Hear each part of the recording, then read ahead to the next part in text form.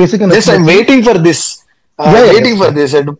నాకు ఎవరు అడగలేదు అనమాట. జస్ట్ ఫ్రెండ్స్ ఆ ఏజ్ గ్యాప్ చూపించారు చూసారా, ఎక్కడ కానీ నీకు ఆక్వర్డ్ గా కానీ అలా లేదనమాట. చాలా యాక్సెప్టెన్స్ ఉందన్నమాట. అంటే 3 phases వస్తుంది, చిన్నప్పుడు, ఆ తర్వాత యూత్, తర్వాత పెద్ద అయినాక. సో ఈ ట్రాన్సిషన్ ఏదైతే ఉందో చాలా అద్భుతంగా చూపించారు సినిమాలో. And even we can relate to them. మీరు చెప్పాల్సిన అవసరం లేదు, వీడియో వాడు చూపించాల్సిన అవసరం లేదు, మనకు బాగా నీట్ గా అర్థమైపోతుంది. సో అదొక ట్రాన్స్ఫర్మేషన్ కంప్లీట్ క్రెడిట్ యాక్టర్స్. నా ఏడీస్ హూ ఫైండ్ ఆ చిన్నపిల్లల్ని పట్టుకున్న వాళ్ళు, వాళ్ళకి అమలాపురంలో, రాజమండ్రి, భీమవరం వెళ్ళి మేము ఆడిషన్ చేసి వాళ్ళందరినీ పట్టుకుని మా హీరోలకు తగ్గట్టు ఫేస్ మీరు అబ్జర్వ్ చేశారంటే చాలా మంది దగ్గర పోలికలు ఉంటాయి. ఓకే ఇలాగే ఉంటాడు అనుకునే విధంగా ఉంటారు అనమాట. ఆ విధంగా ఫైండ్ అవుట్ చేసాం. సో మాక్సిమం క్రెడిట్ నేను నా యాక్టర్స్ కి, నా ఏడీస్ కి ఇస్తాను అనమాట. ఈ ట్రాన్స్ఫర్మేషన్ లో వాటిలో ప్రొడక్షన్ సపోర్ట్ చేసిన complete credit goes to actors and my departments. So నాకు నెక్స్ట్ పార్ట్ అయితే sir, friends travelling sir. Actual గా ఒకటి ఉంటుంది అనమాట, ఒక ఫ్రెండ్స్ మధ్య కొంచెం డిఫరెన్స్ వచ్చింది అనుకోండి, వాళ్ళు బేసిక్ గా కలిస్తే చాలు, అవన్నీ గొడవలు ఉన్నా కలిసిపోతారు యాక్చువల్ ఆ ట్రావెల్ అనేది. సో బేసిక్ గా మీరు ఏం చేస్తారంటే ఈ పాయింట్ కన్విన్స్ చేయడానికి, వాళ్ళకి మాటలు లేవు, but they are still in travel. Start అయినప్పుడు సపరేట్ బండి వెళ్ళే వాళ్ళు, లాస్ట్ కి వాడి బండి మీద ఎక్కే రకాల గురించి చేస్తాడు. సో ఎలాగంటే అసలు ప్రతి ఒక్కరు రిలేట్ అయ్యే మూమెంట్ సార్. యాక్చువల్ గా ఎంత బెస్ట్ ఫ్రెండ్ ఉన్నా కూడా ఎప్పుడో గొడవలు అవుతాయి, మళ్ళీ ఇలాగా విడిపోతారు, కలుస్తారు. సో ఆ సాంగ్ ట్రావెల్ ఏదైతే ఉందో చాలా అద్భుతంగా అనిపించింది స్క్రీన్ లో. నేను ఏడ్చాను యాక్చువల్ లిటరల్ గా. So there are so many moments which I have cried, but this one is very special for me sir. Thank you sir. ఆ సీన్ నిన్నే ఎవరు నేను క్వశ్చన్ ఆన్సర్ పెడితే వేసేసారు అనమాట. ఆ సీన్ మేము ఏదైతే మాంటేజ్ రాసుకుని నేను నా డిఓపి కానీ మేము ఎవరైతే మా జెడి మాస్టర్ కొరియోగ్రాఫర్ మేము ఫ్రేమ్ పెట్టి ఆ బైక్ ఆగి ఆడొచ్చి బైక్ ఎక్కాలనేది సింగిల్ ఫ్రేమ్. ఆ బైక్ ఎక్కుతుంటే ఇటు నా కళ్ళల్లో నీళ్ళు, ఇటు డిఓపి కళ్ళల్లో, ఎవరు మా జేడి కళ్ళల్లో నీళ్ళు. వాళ్ళు బండి కాచేసి వెళ్ళిపోతున్నారు, నేను కట్ చెప్పట్లా, ఇద్దరం కట్ చేయకుంటారు. అమ్మ ఏమంగా అంటే అందరూ చప్పట్లు కూడా వేస్తున్నారు, అట్లా అరిచేశారు, అందరూ గోల చేస్తున్నారు. అంటే ఎవ్రీవన్ అందరూ బిలీవ్ చేశారు ఏంటంటే నిజంగానే కొట్టుకుని విడిపోయారు అనుకుంటారు. అంతలా క్రియేట్ చేశారు. ఆ కళ్ళల్లో వాళ్ళ బాధ, వాళ్ళ పెయిన్ ని వాళ్ళు మోసారు. నాకు మా సుబ్బు కావచ్చు, సూర్య కావచ్చు, విలియం కావచ్చు, రాంబాబు కావచ్చు, కళ్ళు మాట్లాడాలండి. ఏ యాక్టర్ కళ్ళు మాట్లాడు. ఇప్పుడు చిరంజీవి గారి కళ్ళు అంటే పిచ్చి అందరికి, చిరంజీవి గారి కళ్ళతోనే మాట్లాడతారు. అందరూ ఆయన చూసి నేర్చుకున్న వాళ్ళు చాలా మంది ఉంటారు నాకు తెలిసి. వీళ్ళు కళ్ళతో మాట్లాడుతున్నారు. వాళ్ళ కళ్ళతో నువ్వు నా ఫ్రెండ్ ఎవరు ఎప్పటికైనా అని ఆడు గాని, అరే నువ్వు నాతో ఒక్కసారి మాట్లాడరా అని ఆడు గాని మాట్లాడుకుంటా. ఎక్కడ డైలాగ్ లేవు. మీరు అబ్జర్వ్ చేస్తుంటారే, నువ్వు కలిసిపోయారా అని చెప్పి కౌగులింగ్ చేసుకోవడాలు ఉండవు. అవి ఓవర్ డ్రామాటిక్. నిజంగా ఫ్రెండ్స్ ఎవరు కౌగులించుకోరండి, దెబ్బలేసుకుంటారు అంతే, లేకపోతే పచ్చిపిల్లలు తిట్టుకుంటారు. అదే అంతే. ఏంటి ఏం చేస్తున్నప్పుడు అవునా లైన్ అయిందా ఇలాగే మాట్లాడుకుంటారు తప్పితే కౌగులించుకోవడాలు. ఈవెన్ మీరు సెకండ్ కూడా ఇచ్చుకోరు. ఎక్కడ రాదండి. నిజమైన ఫ్రెండ్స్ ఎప్పుడు కౌగులించుకోరండి, ఎప్పుడు మాట్లాడుకోరు, కానీ ఒకరికొకరు తోడుగా ఉంటారు. వాళ్ళకి తెలుస్తుంది. నెక్స్ట్ వస్తే జాతర సీన్ సార్. యాక్చువల్ గా సినిమాలో మనం ఎప్పుడైనా రాసుకున్నప్పుడు జాతర సీన్ అనేది హై సీన్. సో మీరు అది ఎప్పుడైనా అటెంప్ట్ చేయాలంటే కొంచెం భయం ఉంటుంది. ఇంత క్రౌడ్ పెట్టుకోవాలి, ఇంత సెటప్ ఉండాలి, అది చాలా రిస్క్, ఐ మీన్ చాలా లెంతీ ప్రాసెస్. మీరు దాన్ని 3 times అటెంప్ట్ చేశారు సినిమాలో. 3 times జాతర సీన్ అసలు ఎలా, అసలు ఐ మీన్ ఆ టేకింగ్ అయితే చాలా బాగా నచ్చింది సార్ యాక్చువల్ నాకైతే బేసిక్ గా. సో దానికి మీకు అనుకోలేదా 3 times ఓకేనా హ్యాండిల్ చేయగలుగుతామా కావాలి కథ అడిగింది? నేను కొంచెం కాన్ఫిడెంట్ అండి. నేను కొన్ని విషయాల్లో క్లారిటీగా ఉంటాను కాబట్టి కొంచెం కాన్ఫిడెంట్ కూడా. అవి నేను ఇది తీయలేను అన్నది నాకు తెలిసి నేను ఎక్కడ ఇప్పటికొచ్చి నేను ఫీలింగ్ లేను. ఎందుకంటే దీనికంటే పెద్ద కథలు రాసుకుని కూర్చున్నాను నేను రాసేసుకుని. సో అది తీయగలను అన్న నమ్మకం నాకుంటే రాసుకున్నాను కాబట్టి ఇది నాకు చాలా చిన్నది, నా మైండ్ లో నాకు చాలా చిన్నది. జస్ట్ ఇది ఒక టీజర్ నేను వేసిన కమర్షియల్ థింగ్స్ ఏవైతే చేశానో జస్ట్ నార్మల్ నాకున్న మైండ్ సెట్ కి, నాకున్న క్యాపబిలిటీకి ఇంకా నార్మల్ గా నేను ఇంకా రెడీ చేస్తాను ఆడియన్, ఓకే నేను తీయగలను అని చూపించుకోవాలి కాబట్టి అవి చేసాం. సో ఎక్కడ కూడా భయం అనేది లేదు. రెండోది జాతర సెటప్స్ కంటారా, డెఫినెట్లీ కొంచెం ప్రొడక్షన్ సపోర్ట్ ఉండాలి. ప్రొడక్షన్ సపోర్ట్ 100% ఉంది. ఆ ఊరు సపోర్ట్, కొండు కుదురు కానీ లేకపోతే ఇంకొక 2 ఊర్లు ఉన్నాయి, వాళ్ళందరూ ఊరు సపోర్ట్ కొంచెం బాగుండడం వల్ల కోఆర్డినేటర్స్ కానీ అందరూ, ఈవెన్ మా డైరెక్షన్ టీమ్ తో పాటు నా యాక్టర్స్ కూడా అక్కడ డైరెక్టర్స్, అసిస్టెంట్స్ వాళ్ళందరూ కూడా కొంచెం సపోర్ట్ చేయడంతో క్రౌడ్ మేనేజ్మెంట్ బాగా కుదిరింది. అండ్ జేడి మాస్టర్ కూడా కొంచెం బాగా చేశాడు సాంగ్ కానీ అవన్నీ. సో నెక్స్ట్ వచ్చేసరికి ఒక ఐకానిక్ షాట్ సార్. యాక్చువల్లీ నాకు బాగా నచ్చిన షాట్. ఫ్రెండ్స్ వస్తారు కలిసి ఒక చోట విడిపోవాల్సి వస్తుంది. They will bifurcate into separate ways. అసలు Yeah, మీరు yeah. బేసిక్ గా ఆ షార్ట్ సినిమా చెప్పారు. ఓవరాల్ అవును. చూస్తే మీ సినిమా కాంటెక్స్ట్ ఏదైతే ఉందో అక్కడ అర్థమైపోతుంది అనమాట. ఇదైతే నాకు అవును. అనిపించిన బెస్ట్ ఐకానిక్ షాట్ సార్. ఆ ఫ్రేమింగ్ కూడా మీరు వైడ్ యాంగిల్ తీసుకుని బ్యాక్ జూమ్ అవుట్ అవుతుంది అనమాట, అక్కడి నుంచి వెళ్ళడం పైకి వాళ్ళు డివైడ్ అవ్వడం. ఆ షాట్ అయితే నాకు చాలా బాగా నచ్చింది సార్ యాక్చువల్లీ. అంబేద్కర్ స్టాచ్యూ దగ్గర వీళ్ళిద్దరు డివైడ్ అవుతారు. సో బేసిక్ మన సినిమా స్టోరీ అక్కడే ఉంది యాక్చువల్లీ. అండ్ షాట్ సార్, ఎందుకంటే అది సినిమా నిజంగానే చెప్తుంది. అంటే అదే షాట్ సెకండ్ హాఫ్ వచ్చేటప్పటికి సేమ్ షాట్ అంబేద్కర్ గారి దాంట్లో వీళ్ళందరూ కలిసి వెళ్తారు, కలిసి వెళ్తారు. అవును, బైక్స్ మీద ర్యాలీ వెళ్తారు పొలిటికల్ కి, అప్పుడు కలిసి వెళ్తారు. ఇమ్మెచ్యూరిటీ ఏజ్ లో దీంట్లో ఒక వర్డ్ ఉందండి, మన పాటలో బ్రేకప్ సాంగ్ ఉంటది కదా, ఫ్రెండ్షిప్ బ్రేకప్ సాంగ్ లో, అది రాసిన గనుడు కనకలలు ఒకటి, పగటి పూట కొన్ని బతుకుల చీకటి, ఆ తప్పక తప్పని చెప్పక తప్పని చెప్పిన తప్పని, తప్పు ఎవరిది అంటే అది రాసిన గనుడు అంటే మన అంబేద్కర్ గారు రాసిన ఆ వెర్షన్ ఏదైతే అది రాసిన గనుడు కనకలలు ఒకటి, పగట పూటే కొన్ని బతుకుల చీకటి. ఒక వెర్షన్ లో ఆయన రాసిన విధానానికి ఈక్విటీ అండ్ ఈక్వాలిటీ బేస్ చేసుకుని అప్పుడున్న పరిస్థితులను బట్టి రాసుకున్న తర్వాత రాజ్యాంగ సవరణ చట్టం కొన్ని ఏదైతే ప్లేసెస్ మనకున్నాయో ఛాన్సెస్, డెఫినెట్లీ కొన్ని చోట్ల తప్పు జరుగుతుంది, కొన్ని చోట్ల ఎక్కువ జరుగుతుంది, కొంతమందికి ఉపయోగపడుతుంది, కొంతమందికి ఇది జరుగుతుంది. ఈ పర్టికులర్ కమిటీ కూరల సినిమాకి ఆయన చెప్పిన విధానం వీళ్ళకి అర్థం కాక వీళ్ళు విడిపోయారు. బట్ అది ఎప్పుడైతే అర్థమవుతుందో, ఆ అర్థమైన ఏజ్ వచ్చేటప్పటికి, ఆ ఏజ్ లో విడిపోయిన వాళ్ళు ఆ ఏజ్కి వచ్చేటప్పటికి ఆయన చెప్పిన విధానంలో కాన్స్టిట్యూషన్ లేకపోతే ఆ పొలిటికల్ ఆ టైంకి వచ్చేటప్పటికి వీళ్ళందరూ అదే దారిలో మళ్ళీ కలిసి వెళ్తారు. So that's how maturity works అనమాట. ఒక ఇమ్మెచ్యూరిటీ ఏజ్ లో అర్థం అవ్వండి, మెచ్యూరిటీ ఏజ్ లో వాళ్ళకి అర్థం అవుతుంది. అది మీకు రాంబాబు అనే వ్యక్తి ఓ పాటసారి సాంగ్ లో చెప్తాడు అనమాట. ఏంటంటే అరే ఏం చేస్తున్నారు రూప అంటే, అరే నువ్వు చెప్పింది కరెక్టరా, గవర్నమెంట్ జాబ్ ఉన్నవాడు సేమ్ మళ్ళీ రిజర్వేషన్ పెట్టుకుంటే అది ఇంకా వేరే వాళ్ళకి ఏమైనా వస్తుందిరా అని చెప్తాడు అనమాట. అది కాదురా నాకు తెలియక మాట్లాడానంటే, నువ్వు చెప్పింది కరెక్టరా, మాకే ఆలోచించడం రాలేదంటాడు. ఇక్కడ సుబ్బు చెప్పింది నేను తప్పని ఎప్పుడు చెప్పలా, సుబ్బు చెప్పింది కరెక్ట్, చెప్పిన విధానం రాంగ్. కరెక్ట్. ఎప్పుడు 18 years ఏజ్ లో సేమ్ అదే పర్సన్ మళ్ళీ రాంబాబుతో ఎరాజ్ రాంబాబు ఎలా ఉన్నా అంటే అదే రాంబాబు అక్కడ రియాక్ట్ అయిన విధానం రాంగ్. 18 years అప్పుడు 30 years అప్పుడు నువ్వు చెప్పింది కరెక్టే కానీ మాకు ఆలోచించడం రాలేదని ఒప్పుకుంటాడు. అందుకే నేను ఇప్పుడు గవర్నమెంట్ జాబ్ చేయట్లేదురా, మా ఊళ్ళో డైరీ వ్యాపారం చేస్తాను అంటాడు. నేను రిజర్వేషన్ ఉపయోగించుకోలేదురా, నేను డైరీ వ్యాపారం చేస్తాను అంటాడు. దేర్ నేను ఆ పే ఆఫ్ ఇచ్చుకుంటూ వచ్చా. Correct. Nostalgia cinema sir. Nostalgia నాకు ఎలా అనిపించింది అంటే, నేను మా ఇంటి నుంచి థియేటర్కి వెళ్ళాను, థియేటర్లో సీట్లో కూర్చున్నా. అక్కడి నుంచి యదువంశి అనే అతను నా చేయి పట్టుకుని ఒక ఊరు తీసుకెళ్లాడు, 11 మంది పరిచయం చేశాడు.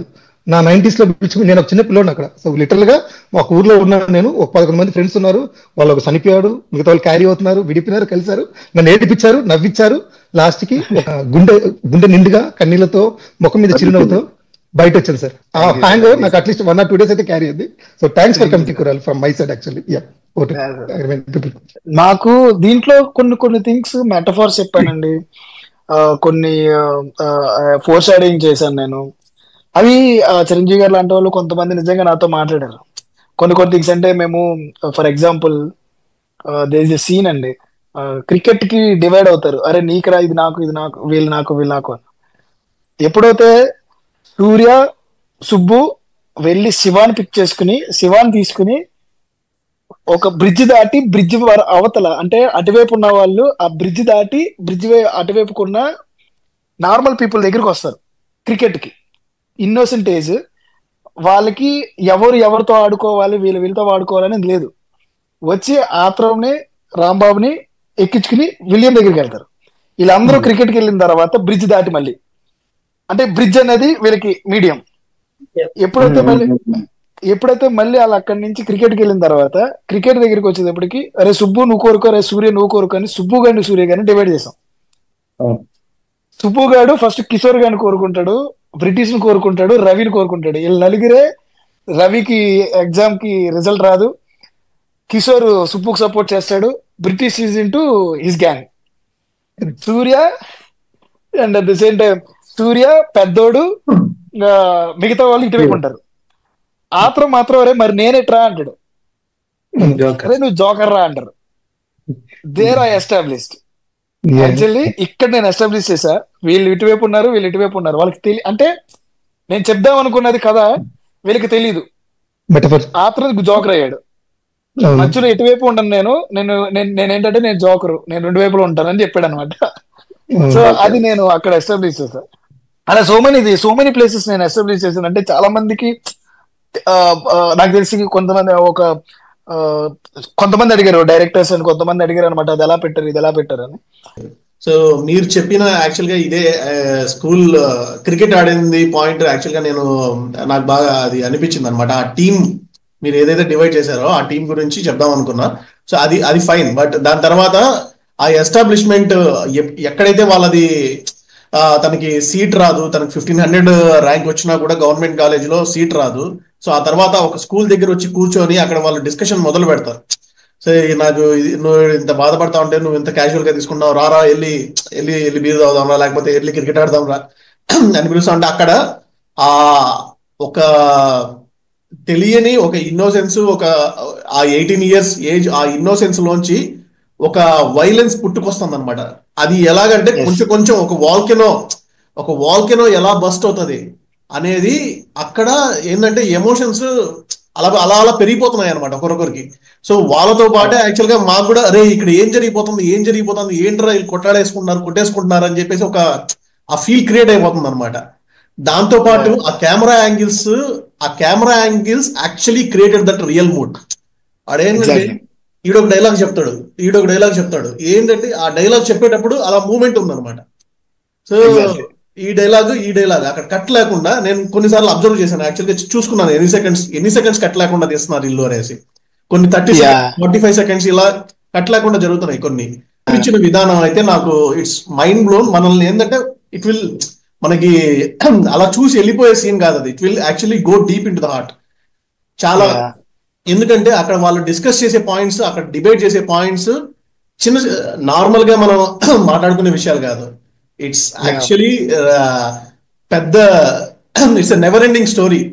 అదేంటంటే మనం క్యాజువల్ గా డిస్కస్ చేసుకుంటే సాల్వ్ అయ్యే విషయాలు కాదు. ఏంటంటే రిజర్వేషన్ చాలా చాలా డెప్త్ ఉన్న టాపిక్స్ అనమాట. సో ఈ పాయింట్స్ ని యూజ్ చేసి హార్డ్ హీటింగ్ థింగ్స్ మనకి చాలా డీప్ గా టచ్ అవుతాయి. సో ఆ తీసుకెళ్లిన ఆ 10 నిమిషాలు 15 నిమిషాలు సీన్స్ ఏదైనా అంటే it's mind blowing actually.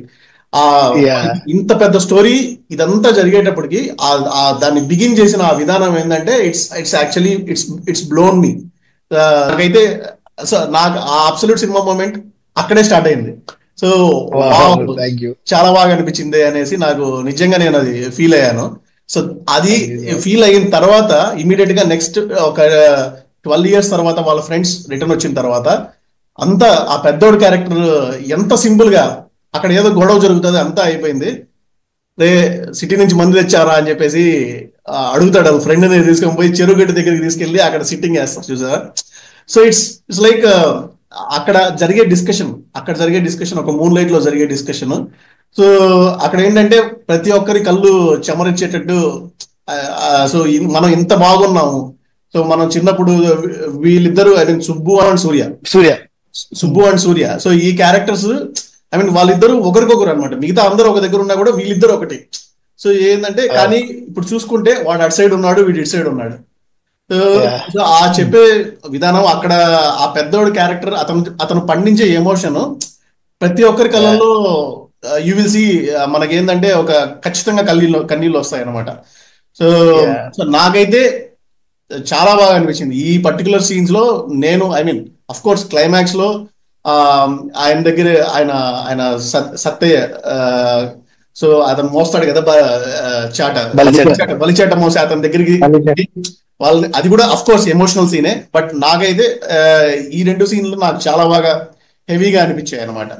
So these are my absolute moments in మన definitely it's actors and writing brilliance. నా రైటర్స్ కానీ లేకపోతే నా యాక్టర్స్ కానీ వాళ్ళు పర్ఫామ్ చేసిన విధానం కానీ and technicality, BGM, edit, production design, everything అన్ని కలిసి వచ్చినాయి.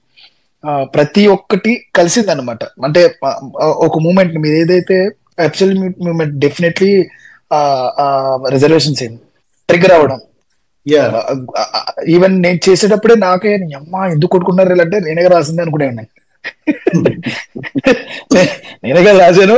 అరే నీ అమ్మాయి ఎందుకు కొట్టినాడంటే మళ్ళీ ఏంటంటే ఇంకొకటి మాకు బాగా బెనిఫిట్ అయింది. దానికి ముందు యాక్చువల్లీ ఫస్ట్ డే వేసేసుకున్నాను నేను, పెద్ద గాడిద గుడ్డ తీసేద్దామని. ఫస్ట్ డే షూట్ నేను రిజర్వేషన్ సీన్ వేసుకుంటే మా ఎగ్జిక్యూటివ్ ప్రొడ్యూసర్ వద్దొద్దు, ఆయన ఎందుకో తలకే పెయిన్ పెట్టుకుంటున్నాడు, వద్దు మధ్యలో చేసుకోండి అని చెప్పేసి మధ్యలోకి చేయించారు ఆ డేట్ ని, ఆ షూట్ ని.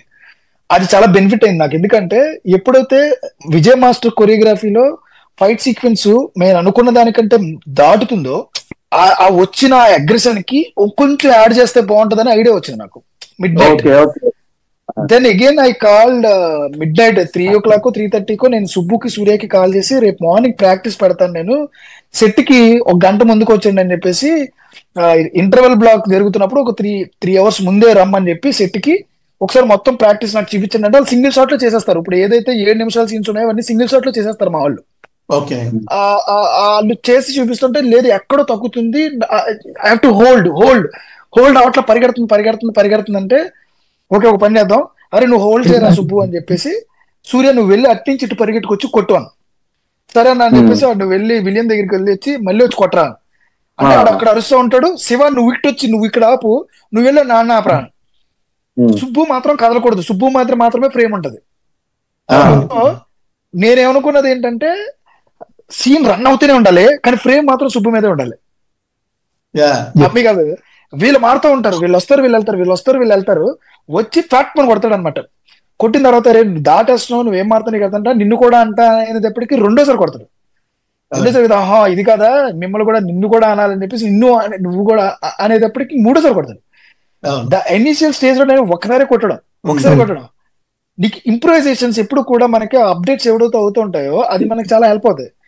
ఎప్పుడైతే నాకు ఇంటర్వెల్ బ్లాక్ నేను చూసిన తర్వాత ఏదో తగ్గుతుంది అన్నప్పుడు ఆ మిడ్ నైట్ పెట్టడం వల్ల అక్కడ పడిన ఏదైతే స్లాప్లు 3 స్లాప్లు కంప్లీట్ మనల్ని గట్టిగా పట్టేసుకున్నది అనమాట. కథను పట్టేసుకుంది అక్కడ, కథను పట్టేసుకుని ఇంకా మనం లాగల్లా వదిలిపెట్టాం ఇంకా. ఎందుకంటే ఆ సీన్ తర్వాత జరిగే సీన్ లో నేను కొన్ని 3 వెర్షన్స్ చెప్పాను నేను, అంటే నేను చెప్పచ్చో లేదు మరి ఇప్పుడు, అంటే మీ మైండ్ లో ఏమైనా ఉన్నదో లేదు అంటే చెప్పచ్చా నేను. అక్కడ actually matured persons and immatured persons. Subbu is a immatured person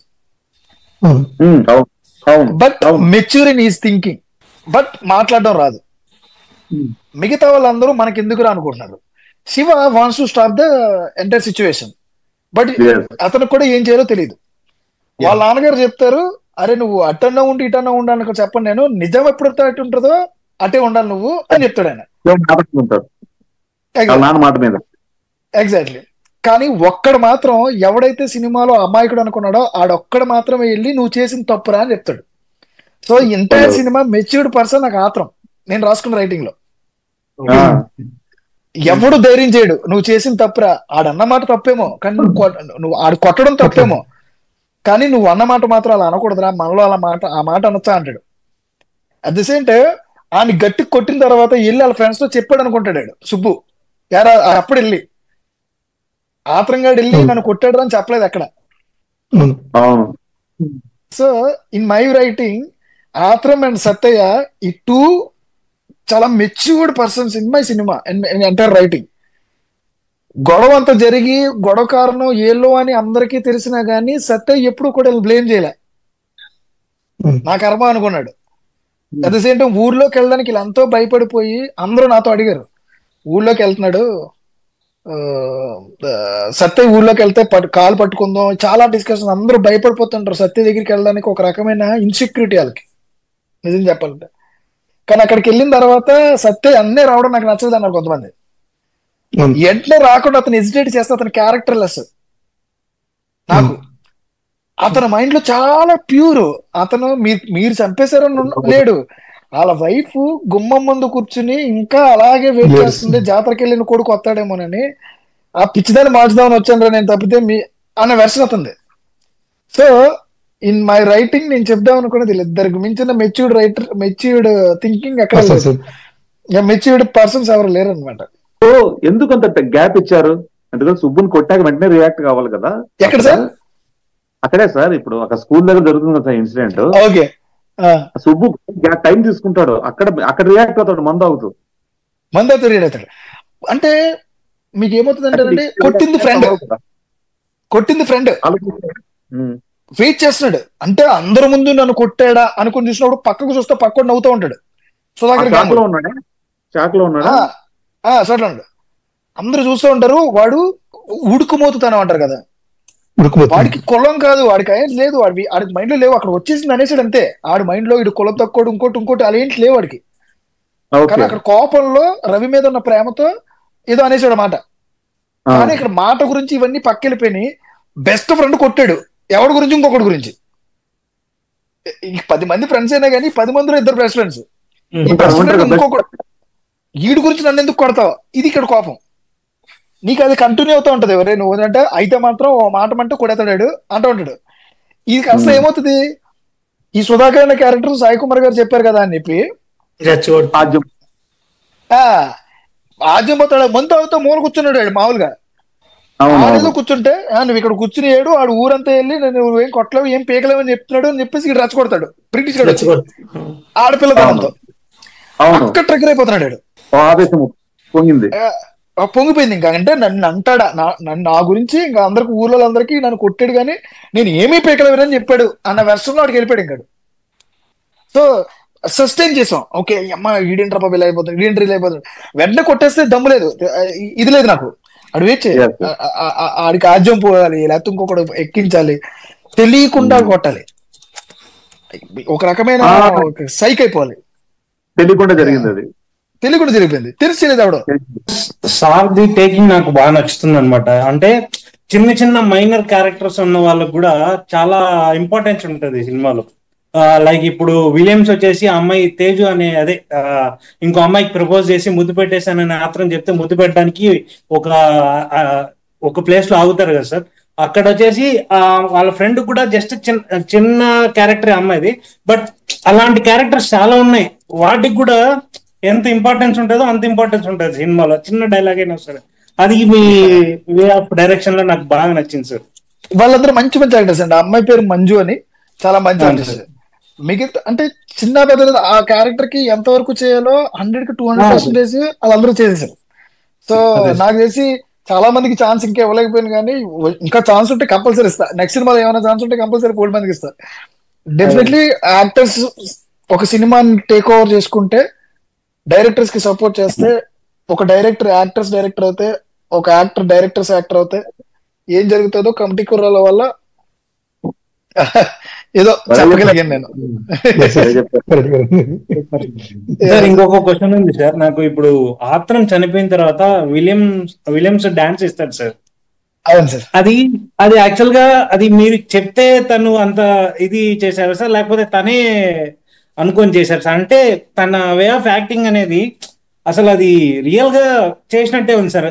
నేను ఎక్స్పెషల్లీ నా కంట్లో నీళ్ళు తిరిగాయి తను అలా డాన్స్ చేసేటప్పుడు. వాళ్ళు నిజంగానే చనిపోయినట్టు ఫీల్ అయ్యారండి. అదే సార్, ఎమోషనల్ అండి.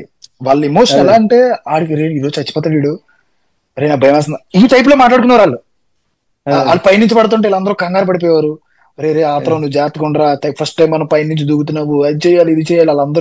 వాళ్ళందరూ కూర్చుని గుంపుగా వాళ్ళందరూ మాట్లాడుకోవడం, అరే నువ్వు ఇక్కడ కంగారు పడకూడదు రా, ఈ రోజు డైలాగ్ నీదిరా, ఇది నీకు నేను సపోర్ట్ ఇవ్వాలి, మేము అందరం కామ్గా ఉంటాం, ఇవ్వడం కూడా సపోర్ట్. ఆ బ్రిటిష్ కి భాష వచ్చేది కాదు.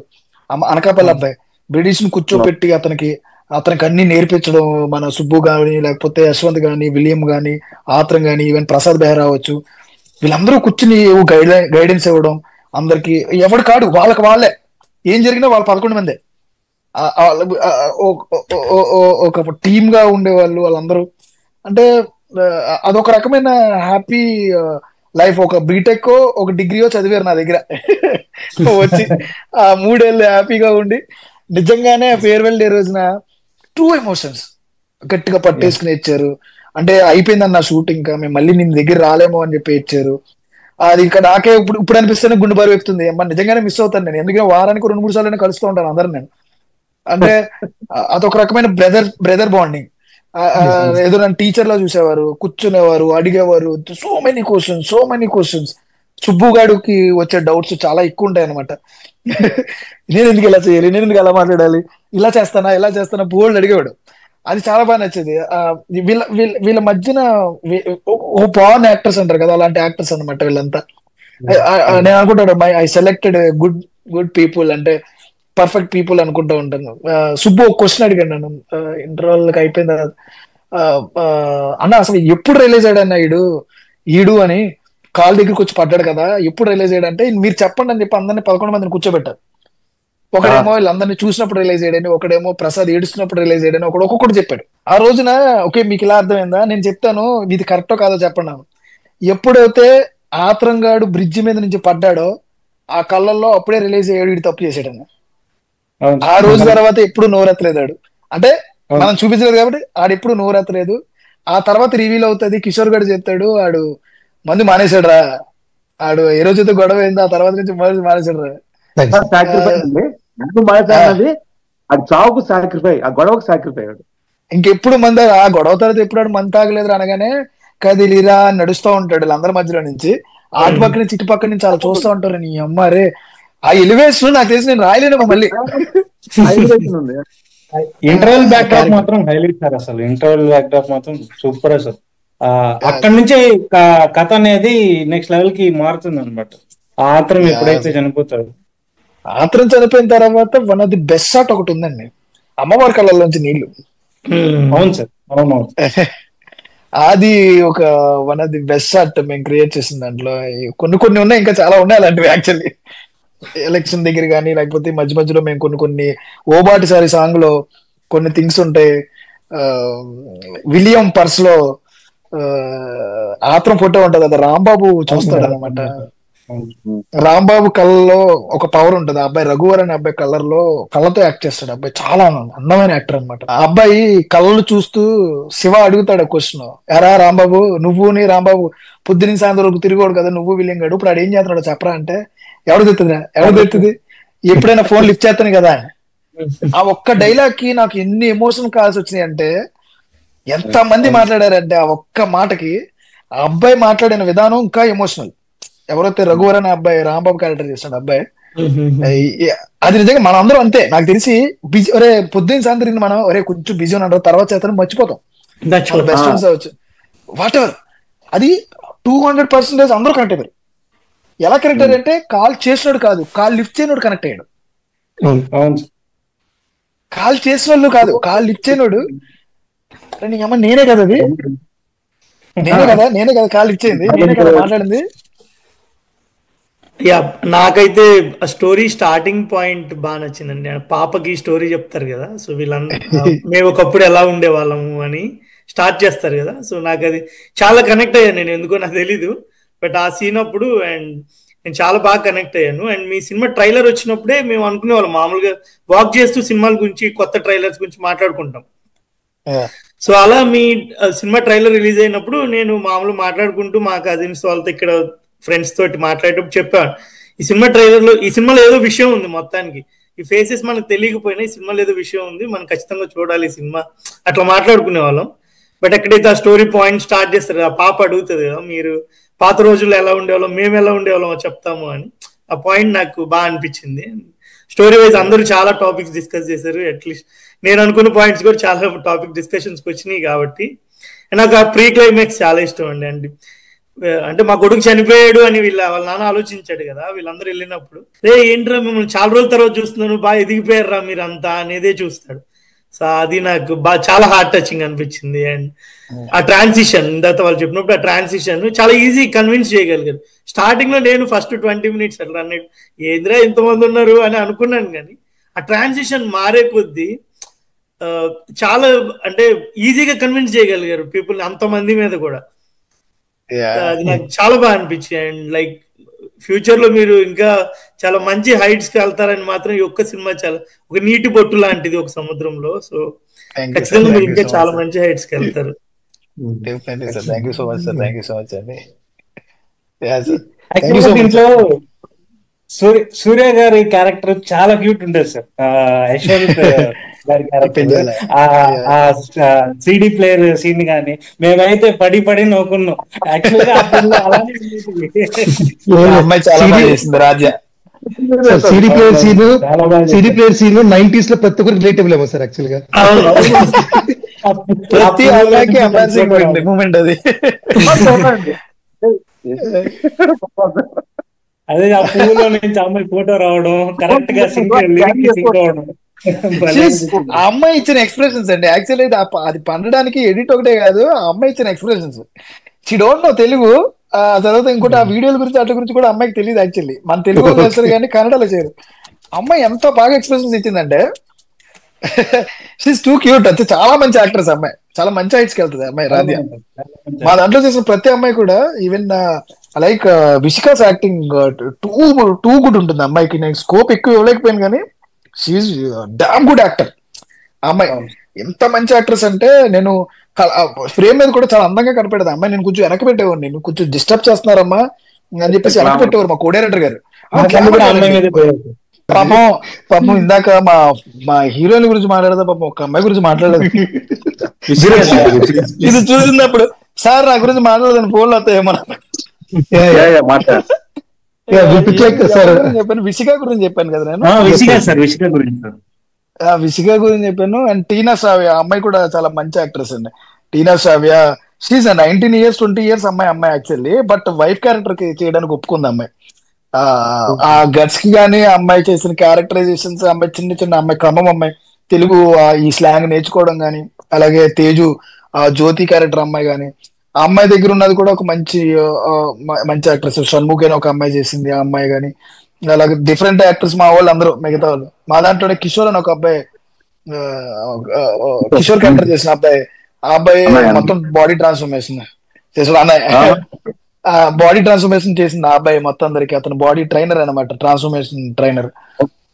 So each and every actor మా technical and at the same time. నేనేమంటున్నానంటే వాళ్ళు చైల్డ్హుడ్ లో ఉన్నప్పుడు, చైల్డ్హుడ్ ఏజ్ లో ఉన్నప్పుడు వాళ్ళు ఒకసారి చెరువులో ఈత కొట్టడానికి వెళ్తా ఉన్నప్పుడు ఒక అబ్బాయి అడుగుతాడు, అరే మనం వెళ్ళి అక్కడ బ్రిడ్జ్ పై నుంచి ఒకసారి దూకుదాం రా అని చెప్పేసి అడిగితే, సుబ్బయ్య అడిగితే అబ్బా ఆ బ్రిడ్జ్ పై నుంచి లేదురా అని అంటారు. కానీ లాస్ట్ ఆ ఇంటర్వెల్ అక్కడికి వచ్చేసరికి ఆ బ్రిడ్జ్ పై నుంచి పడి ఆత్రం క్యారెక్టర్ చనిపోతాడు అనమాట. సో అప్పుడు భయపడ్డా. సో నేను దానికి సో అది పే ఆఫ్ నాకు అది అనిపించింది అనమాట ఆ సీన్. సో అది మనం ఎత్తుకోలేదు ఆ పాయింట్ ని. సో జస్ట్ దాన్ని చెప్దాం అనేసి చెప్పారు. సెటప్స్ అండ్ పే ఆఫ్ అంటారు. ఏదైతే సుబ్బుయే అడుగుతాడు, అరే పైనుంచి దిగుదాం మనం కూడా అంటే, ఆత్రం గడి చూసామో అక్కడి నుంచి వద్దురా అంటాడు అనమాట. సేమ్ సుబ్బు వల్ల గొడవ జరగడం వల్ల అతను దాంట్లో పడిపోతాడు. There are so many things. అలాంటి సెటప్స్ అండ్ పే ఆఫ్స్ కొన్ని ఉన్నాయన్నమాట.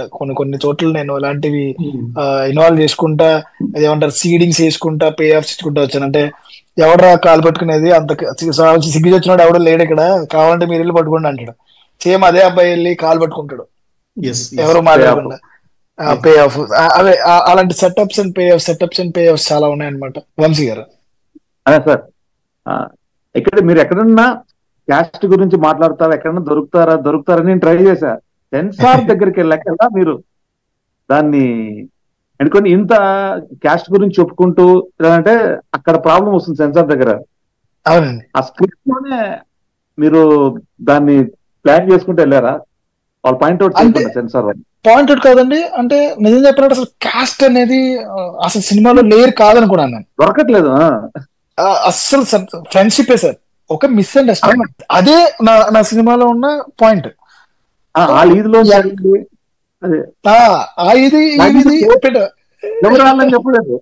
చెప్పలేదు అంతే అయి ఉంటాయి.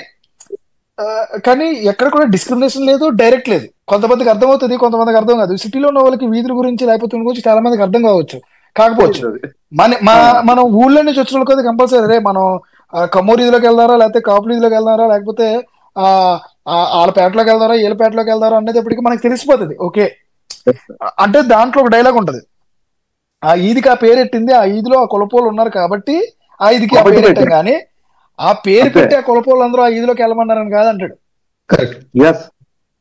సో మనం చెప్దాం అనుకున్నది ఏంటంటే అసలు కులం అనేది అసలు ఎప్పుడు వచ్చిందిరా మీకు, ఎవరికి వచ్చింది అన్న వెర్షన్ లో ఇలా ఉంటుంది అనమాట. దెర్ ఈస్ ఎ సీన్ మేము తీసేసాం కానీ కొన్ని చెప్దాం అనుకున్నాం కానీ అవసరం లేదు, మళ్ళీ స్పూన్ ఫీడింగ్ అవసరం లేదు.